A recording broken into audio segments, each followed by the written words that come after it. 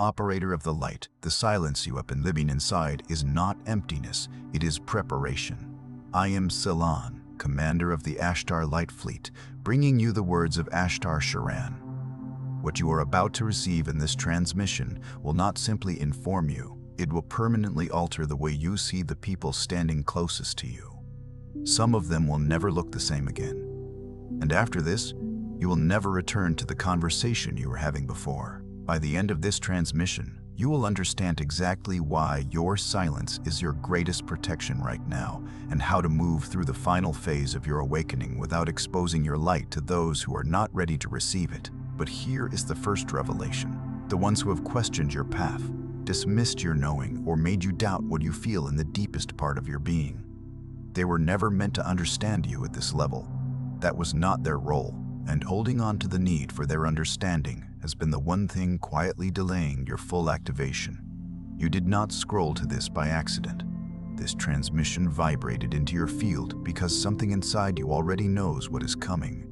Your soul called this in. You have been waiting to remember. This is not content. This is a signal. And the moment you finish receiving it, you will know exactly who belongs in your world and who you must now release. Not with anger, not with pain, but with the quiet authority of someone who finally knows who they are. Like this transmission to signal to your star family that you are ready. Subscribe if your mission is activating and you are aligning with your true path. Comment the word "ready" if you feel this truth already moving through you. Declare it and reach out to someone else in the comments who needs to hear it. Because the signal grows stronger when it is shared. This is not just a message. It is a point of reconnection between you and the version of yourself you have been searching for. You are not here by accident, and here is what no one warns you about. The moment you truly see someone, not who you hoped they were, not who they performed for you, but who they actually are beneath all the layers, something in you cannot be undone. That seeing is permanent, and once it settles in, the relationship as it existed before is already over. Not because you ended it, but because the version of you that didn't know can never come back. Think about what that actually means. It is not a dramatic ending. There is no argument that marks the precise moment. There is no door slamming, no final accusation, no cinematic scene of reckoning. It is quieter than that, far quieter. It is the moment your eyes adjust in a darkened room and you finally see the full shape of what has always been standing there. And once you have seen it, truly, completely, without the protective blur of hope or habit, you cannot unsee it. You cannot reconstruct the comfortable fog you lived inside. The architecture of that particular illusion has collapsed, and you are left standing in the rubble of what you believed you were building together, holding pieces that no longer fit any structure you are willing to inhabit. This is not a failure of love. This is the fulfillment of it. Love turned honest, love stripped of its performance, love finally willing to look at what is real rather than what was wished for. There's a kind of courage embedded in that, seeing that most people will never be given credit for, least of all by themselves, because the world rewards those who stay. The world calls endurance devotion. It confuses loyalty with truth and persistence with wisdom. But you have arrived at a threshold that asks something entirely different of you. It asks you to be more faithful to what you have seen than to what you once felt. And that is one of the most spiritually demanding things a soul can be asked to do in a human body. Some transmissions don't come through words, but through frequency. If something stirred within you just now, the Ashtar Codex, Fleet Operations Edition, and the Operator Recognition Test are being released completely free of charge for a limited time only. No payment, no catch. But this free access window will close soon. The link is somewhere down below in the comments. This is the part that most people misunderstand. They think the silence that follows this kind of awakening is grief. And yes, there is grief in it. But underneath the grief is something much older and much more precise. It is recognition. Your soul has been trying to show you this for longer than you can consciously track. The energy body never lies. It has been sending you signals through discomfort, through that hollow feeling after certain conversations, through the way your nervous system tightened every time you tried to be fully yourself in their presence. You translated those signals as personal failure. You told yourself you weren't communicating well enough, loving hard enough, holding space with enough grace. But that was never the real message. The real message was coordinates. Your energy field was telling you exactly where you were and exactly where you could no longer afford to stay. There is something profound in understanding that your body has been doing spiritual work that your mind refused to complete. Your nervous system is not melodramatic. It does not tighten for entertainment. When it signals danger, not physical danger, but energetic danger, the kind that comes from sustained suppression of your own signal, it is performing an act of loyalty to your deepest self. Every time you left a conversation feeling inexplicably exhausted, every time you felt a subtle shrinking sensation as you walked through a particular door, every time you caught yourself composing your words more carefully than you breathed, that was your field speaking. That was the accumulated intelligence of your energy body, which carries memories that predate this lifetime, registering the fundamental incompatibility of the space you were trying to survive in. And you did survive in it. You were remarkably adaptive. You learned the emotional vocabulary that kept things smooth. You learned which truths to hold back and which version of yourself to lead with. You became fluent in a language of self-reduction that you mistook for maturity. You called it being the bigger person. You called it maintaining peace, but peace built on the architecture of self-erasure is not peace. It is a prolonged form of spiritual suffocation, and your soul, patient as it is, can only tolerate that suffocation for so long before it begins sending increasingly urgent messages through the only channels available to it: your emotions, your body, your dreams, your sudden and inexplicable desire to be anywhere other than where you are. Because here is what starseeds carry that most people on this planet are not yet equipped to understand. You are not here to sustain relationships that require you to be less. You are not here to shrink your frequency so that others can remain comfortable in their unexamined patterns. Your presence on this earth at this precise moment in its evolutionary shift is not an accident, and it is not casual. You were placed here with intention. You were encoded before incarnation with a resonance field specifically calibrated for this timeline. And that field is incompatible with certain energies, not because those energies are evil, not because those people are your enemies, but because the mission you carry requires a level of clarity that certain connections fundamentally disrupt. Consider the nature of a tuning fork. When it is struck, it does not negotiate its frequency with the surrounding air. It vibrates at the precise pitch for which it was designed, and everything in its environment either resonates with it or it does not. You are a tuning fork of a very specific frequency. You were calibrated in dimensions that this planet is only now beginning to remember. And when you are in the proximity of an energy that cannot meet your resonance, an energy that instead pulls at you, distorts you, asks you to flatten your vibration to something more digestible, you are not just uncomfortable. You are being asked to function as something you are not. You are being asked to become a different instrument. And the cost of that falsification is not just personal, it is cosmic. Because the mission you were encoded to carry cannot be transmitted through a diluted frequency. The work you are here to do requires the full, uncorrupted expression of what you are. This is where the amnesia comes in. Because the soul-level knowing you arrived with did not transfer cleanly into your human experience. Earth's density, the conditioning of your family system, the social architecture built around belonging and approval, all of it worked like a filter over your original signal. Layer by layer, you learned to adjust yourself, to make your light more palatable, to translate your depth into something that could be accepted in rooms that were never designed to hold it. And the people closest to you during that period of adjustment became anchors, not in the nourishing sense. In the gravitational sense, they became associated with the version of you that was still asleep. And now that you are waking up, staying in those dynamics does not just feel uncomfortable. It feels like a vibrational impossibility. The amnesia itself was not random. It was a built-in feature of the incarnation, not a defect. The soul that volunteers to enter a dense dimension like this one does so knowing that the veil will temporarily obscure its origin. The forgetting is part of the architecture of the journey. You cannot move through a dimension designed for awakening if you arrive already fully awake. The growth requires the forgetting. The remembering requires the contrast. But there comes a point in the starseed's path where the amnesia has served its purpose, where the lessons embedded in the forgetting have been extracted, and what remains is a dawning so steady and so undeniable that continuing to pretend otherwise would require a level of deliberate self-betrayal that the soul simply will not sustain any further. That dawning is what you are inside of right now, and it is disorienting in the way that all transitions between states of consciousness are disorienting, not because something is wrong, but because the identity structures that made sense at a lower frequency are dissolving, and the new structures that will make sense at your current frequency have not yet fully formed. You are in the in-between, the chrysalis stage, the space between what you were and what you are becoming.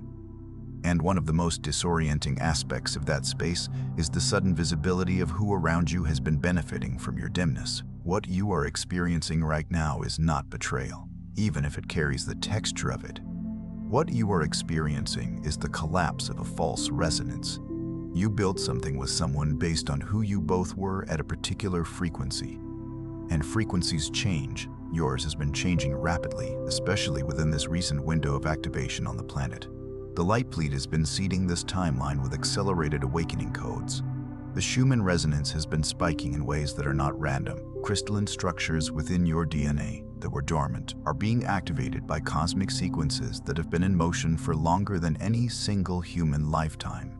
You are not just going through a personal shift. You are part of a coordinated awakening that spans multiple dimensions, and the relational upheaval you are feeling is one of its most tangible surface expressions.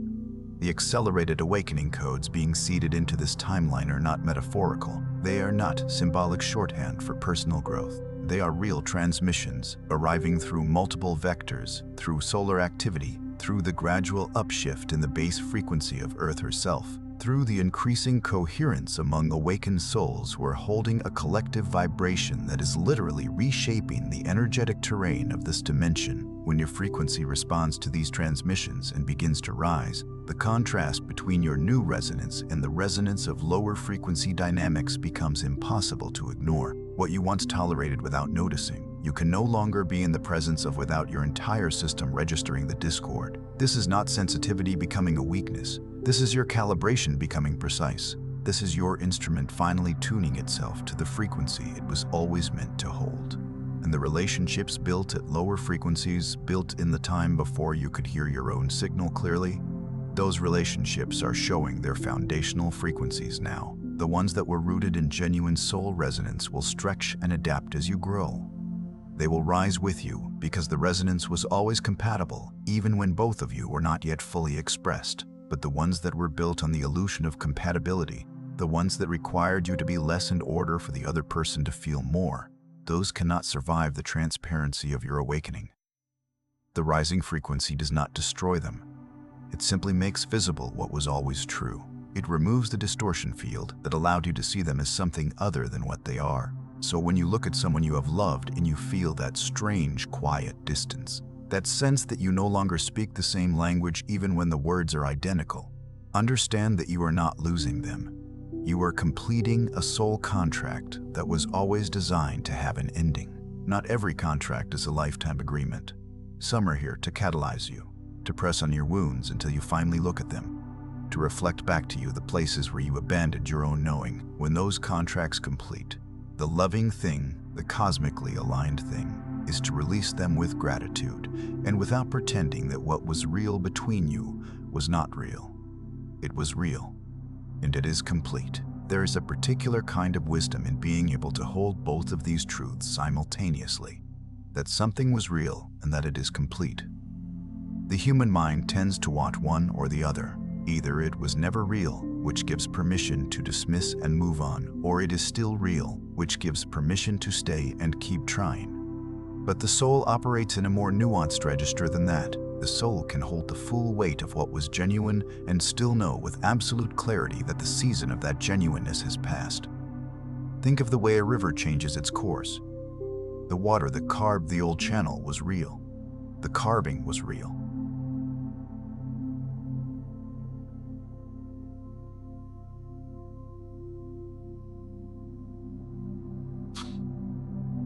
But the life that gathered along that bank was real, and the new course of the river does not erase any of that.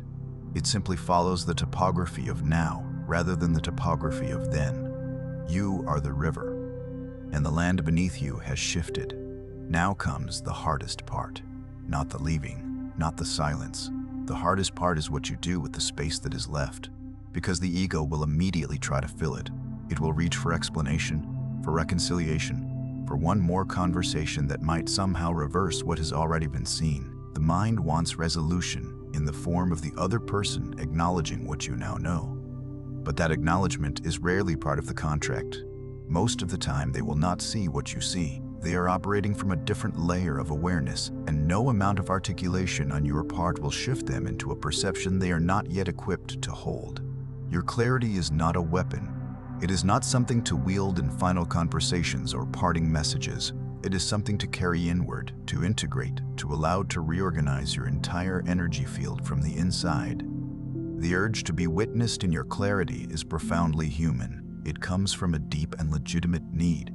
The need for the other person to confirm that what you see is real, that your perception is not a distortion, that you are not somehow creating the very distance you are now crossing. But here's the difficult truth that most spiritual teachings avoid because it is so counterintuitive.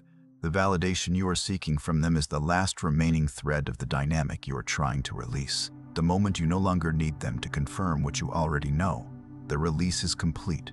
The moment their acknowledgement ceases to feel necessary, you have reclaimed the last fragment of your energetic sovereignty, and you cannot reach that moment by continuing the conversation. You can only reach it by turning inward and trusting the clarity your own field has generated.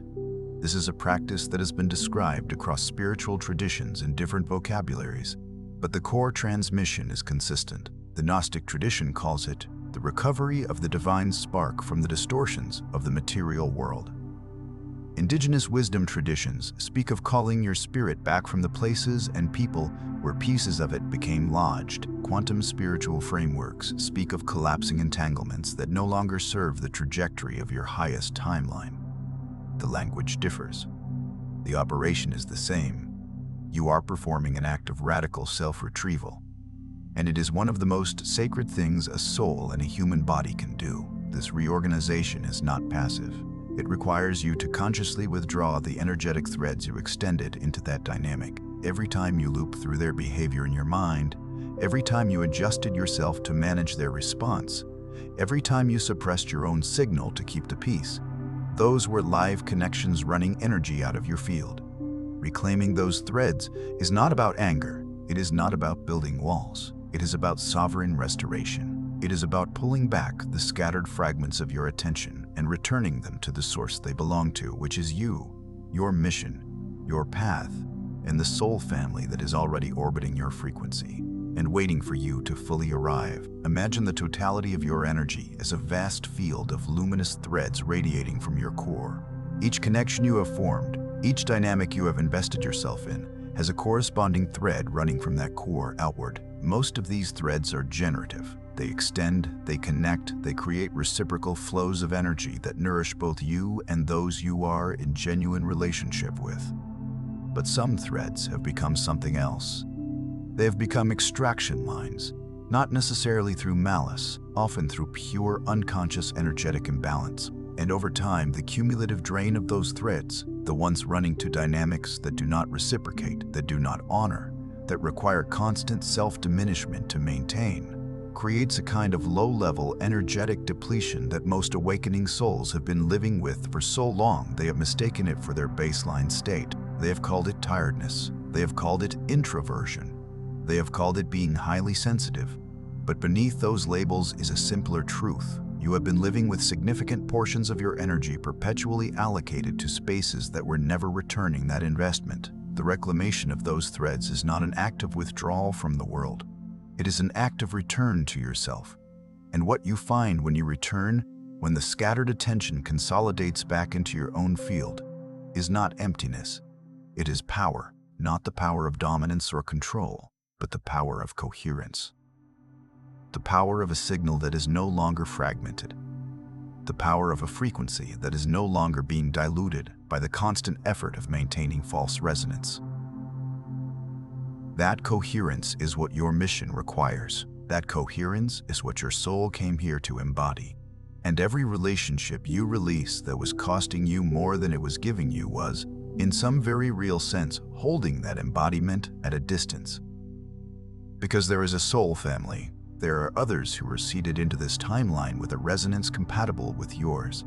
Not people who will agree with everything you say or never challenge you, but people in whose presence you do not have to translate yourself, people whose energy does not require you to dim your signal in order to maintain connection.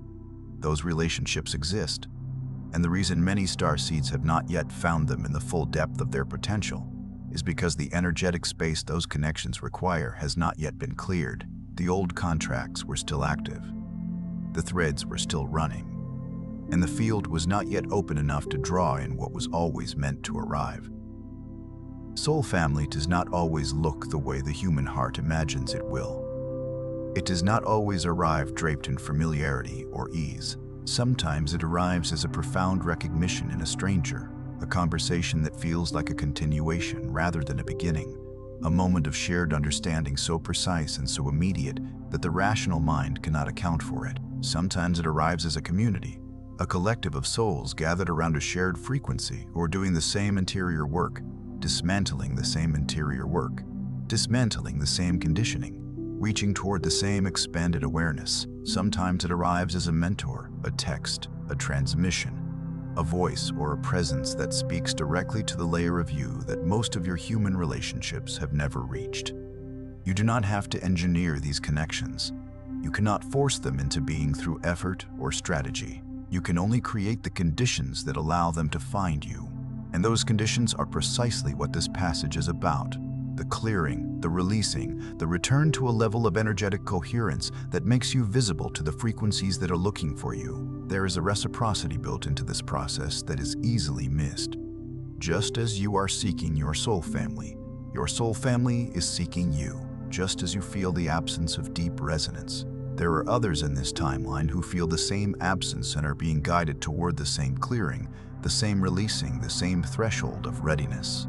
You are not alone in this navigation. You are moving through it in parallel with others whose names you may not yet know, whose faces you may not yet have seen, but whose frequency is already in relationship with yours at a level that your current level of awareness is only beginning to access. The work you are doing right now, the internal work of seeing clearly, releasing honestly, and reclaiming your energy sovereignty, is the single most direct action you can take toward meeting them. Not in the future, not after some extended period of isolated healing. Right now, through this very act of alignment, you are being asked right now, in this moment, not to mourn what is falling away, but to recognize it for what it is. It is preparation. It is the field clearing itself to receive the coordinates of your next alignment. The ones you are no longer speaking to, or will soon stop speaking to, are not your loss. They are your launch point. Every relationship that could not hold your frequency was a chrysalis, and you are not the caterpillar anymore. Sit with the full weight of that last image for a moment. A chrysalis is not a failure. It is the most precise and purposeful structure in the natural world, a temporary architecture designed not to endure, but to transform. The caterpillar does not dissolve inside the chrysalis because something went wrong. It dissolves because the transformation requires it. The form must break down completely before the new form can emerge. There is a stage inside that process, documented by biologists, where the caterpillar's body becomes entirely liquid. No wings, no legs, no recognizable structure at all, just an undifferentiated cellular soup holding nothing but the memory of what it was and the encoded potential of what it is becoming. And that is where you are. That is what this relational upheaval, this dissolution of old dynamics, this disorienting absence of familiar structures is pointing to. You are in the liquid stage. The wings are not yet visible, but they are already coded into every cell. They were already coded into every cell. They were always coded there. Tonight, if you feel the weight of this, the grief, the clarity, the strange relief mixed with longing, sit with it. Do not rush to explain it away. Do not perform healing for an audience. Just breathe into it and say this quietly, either aloud or in the space behind your chest. I honor what was real. I release what is complete. I open to what is encoded for me. I am not leaving. I am arriving. Because that is the truth your star family has been transmitting since before you took your first breath in this body. You were never lost. You were always on your way here. And here, this clarity, this threshold, this moment of seeing is exactly where your real work begins. Let those words settle into the body the way water settles into cracked earth. Let them find the places that have been waiting to be told this truth, because the body holds its own form of grief. Grief not just for what is being released, but for all the years you spent believing that the cost of belonging was the suppression of your knowing. The body remembers every moment you swallowed a truth to keep the peace. It remembers every time you looked away from something you saw clearly because the clarity felt too costly. And when you speak these words, when you say, "I honor what was real, I release what is complete," you are not just making a declaration to the universe, you are making a covenant with your own body. You are promising the nervous system that has been on high alert for longer than it should have been, that the era of that vigilance is ending. You are telling the cells that were compressed around old wounds that they are allowed to exhale. There is a concept in quantum field theory, though it reaches far beyond physics into the territory of the soul, called decoherence. It describes the process by which a quantum system loses its characteristic quantum behavior when it becomes entangled with its surrounding environment. In simpler terms, it is what happens when a coherent signal gets scrambled by too many competing frequencies. The signal does not disappear, the information does not vanish, but it becomes inaccessible, indistinguishable from the noise around it. This is what sustained false resonance does to the starseed's field. It does not erase the mission. It does not eliminate the frequency. It simply creates enough interference that the signal cannot be read clearly, not by you, and not by the cosmos that is trying to locate you and route the next coordinates of your path through you. The clearing of those entanglements is not just personal liberation. It is the restoration of your navigational system. It is the moment the signal becomes clean again. And when the signal is clean, when you have released what needed releasing, reclaimed what needed reclaiming, and stood honestly in the space of what you know, something extraordinary begins to happen. The universe moves differently around you. Synchronicities become more precise. The right information arrives at the right moment with a reliability that cannot be explained by coincidence. People enter your field carrying pieces of a puzzle you did not know you were still building. Doors open that you did not know existed, not because you have done anything to manufacture these occurrences, but because a coherent signal in alignment with its original mission is a kind of beacon, and beacons attract what is meant to find them. You were seeded into this timeline not as a passive observer, but as an active participant in a dimensional shift that has no precedent in recorded human history. The transition that is occurring on this planet, the shift from a third-dimensional consciousness architecture to a fifth-dimensional one, requires bridges. It requires souls who are capable of inhabiting both frequencies simultaneously, who can remember where they came from while fully embodying where humanity is going, who can hold the vision of the new with enough specificity and enough grounded presence that others can use them as reference points for their own awakening. That is the work. That is why you came. And every layer of false resonance you release is another degree of freedom in your capacity to do that work with full integrity. Before you scroll, take a moment to be part of what is forming here. Drop one intention in the comments, something real, then respond to someone else's with encouragement or energy. This is not content, it is collective alignment. Energy multiplies when intention connects. If something in this message resonated, do not keep it to yourself. Someone in your orbit is waiting for this exact activation. Share it, and if you felt a soul nudge, subscribe. Stay in the flow. You are not just watching, you are expanding. This is your space, and we are just getting started.